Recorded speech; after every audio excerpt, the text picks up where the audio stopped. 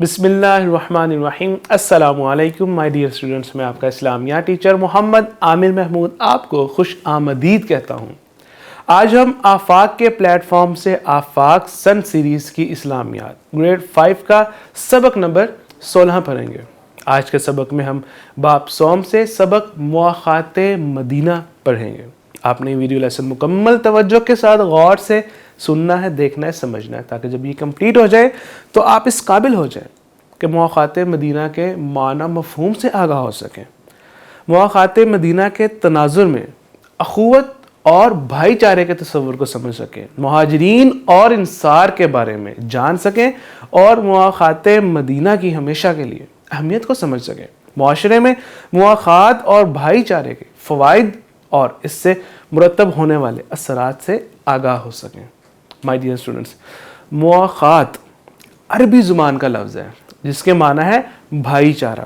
ہمارے نبی صلی اللہ تعالیٰ علیہ وآلہ وسلم نے مکہ مکرمہ سے ہجرت کر کے مدینہ منورہ جب وہ تشریف لائے، مکہ مکرمہ سے جب وہ ہجرت کر کے مدینہ منورہ تشریف لائے تو آپ صلی اللہ علیہ وآلہ وسلم نے مہاجرین اور انصار کے درمیان جو دو طرح کے طبقات تھے، جو لوگ تھے، مہاجرین تھے جو ہجرت کر کے آئے اور جو انصار وہاں پہ رہتے تھے، ان کے درمیان بھائی چارے کا رشتہ قائم فرمایا۔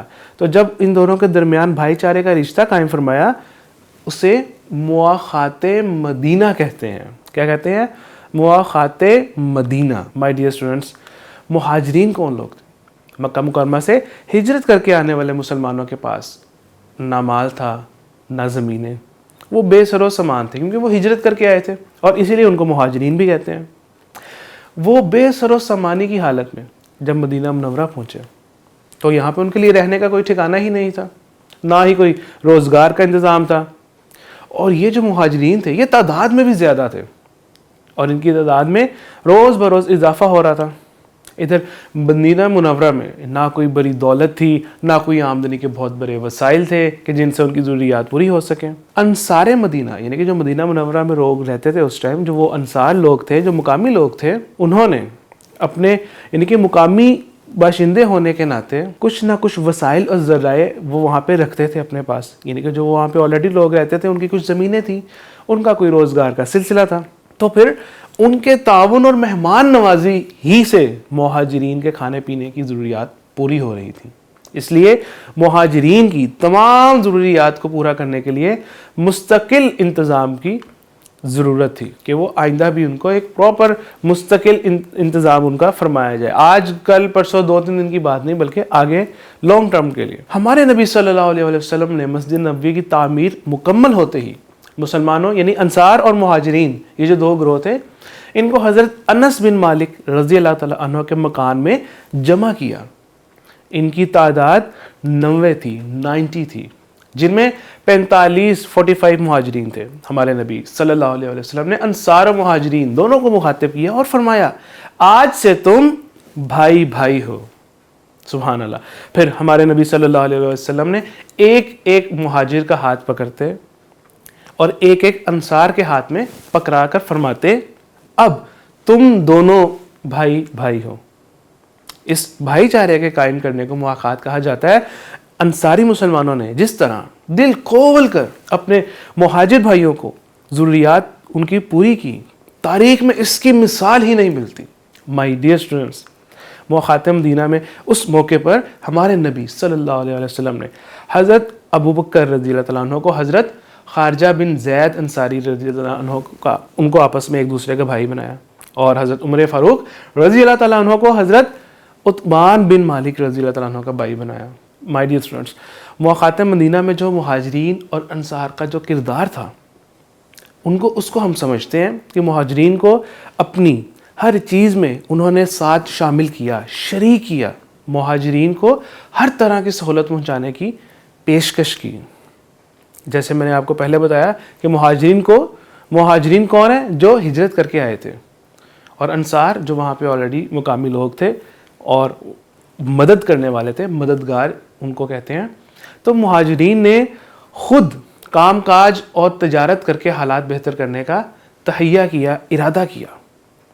ایثار، عزت نفس کے ایسے واقعات ملے یعنی کہ ایک تو انہوں نے ان کی مدد کی لیکن اس طریقے سے کہ ان کی عزت نفس مجروح نہ ہو، اور انہوں نے بھی مہاجرین نے بھی کیا کیا کہ انہوں نے ان کے ساتھ ان کے کاموں میں ہاتھ بٹایا تاکہ ان پر بوجھ نہ بنے۔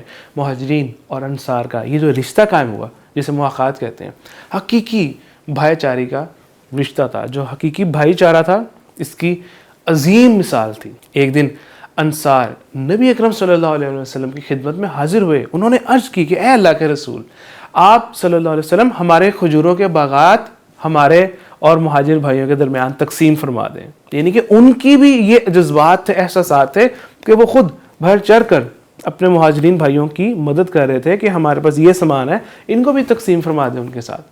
ہمارے نبی صلی اللہ تعالیٰ علیہ وآلہ وسلم نے یہ بات منظور نہ فرمائی۔ اس پر انصار نے کہا پھر مہاجرین ہمارے کھیتوں میں کام کر دیا کریں اور ہم پیداوار میں ان کو شریک کر لیں گے، اور پھر یہ بات ہمارے نبی صلی اللہ علیہ وسلم نے قبول فرمائی۔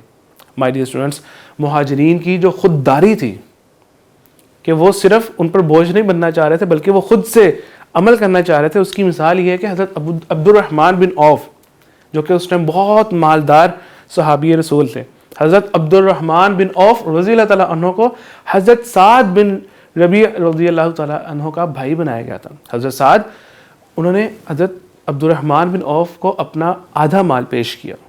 اگرچہ حضرت عبد الرحمن ضرورت مند تھے اس ٹائم، وہ تو بعد میں بہت مالدار ہو گئے، لیکن اس ٹائم وہ بہت ضرورت مند تھے، لیکن حضرت عبد الرحمن بن عوف انہوں نے اپنے بھائی پر بوجھ بننے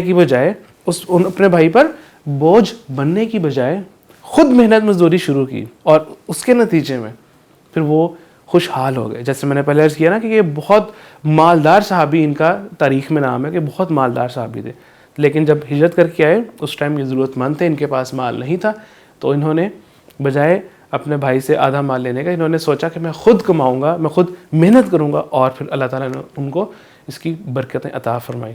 مائی ڈیئر اسٹوڈنٹس، مواخات کا یہ جو رشتہ تھا صرف مال اور جائیداد تک ہی محدود نہیں تھا، بلکہ یہ مضبوط معاشرتی اور اخلاقی تعلقات کی بھی بنیاد بن گیا کہ مہاجرین اور انصار کو آپس میں ایک دوسرے کے ساتھ نرمی، محبت اور باہمی تعاون سے پیش آنے کا حکم دیا گیا۔ ہمارے نبی صلی اللہ تعالیٰ علیہ وسلم نے فرمایا ایک مسلمان دوسرے مسلمان کا بھائی ہے، وہ اس پر ظلم نہیں کرتا اور نہ اسے ظلم کے حوالے کرتا ہے، اور جو اپنے بھائی کی ضرورت پوری کرنے میں لگا رہتا ہے اللہ تعالیٰ اس کی ضرورتیں پوری کرنے میں لگا رہتا ہے، اور جو کسی مسلمان کی تکلیف کو دور کرتا ہے تو اللہ تعالیٰ قیامت کے دن اس کی تکلیف کو دور کر دے گا، اور جو کسی مسلمان کے عیب چھپاتا ہے، اس میں جو برائیاں ہیں اور اس کو اگر معلوم ہو جائے تو وہ چھپاتا ہے، پردہ ڈالتا ہے، تو اللہ تعالیٰ قیامت کے دن اس کی پردہ پوشی فرمائے گا۔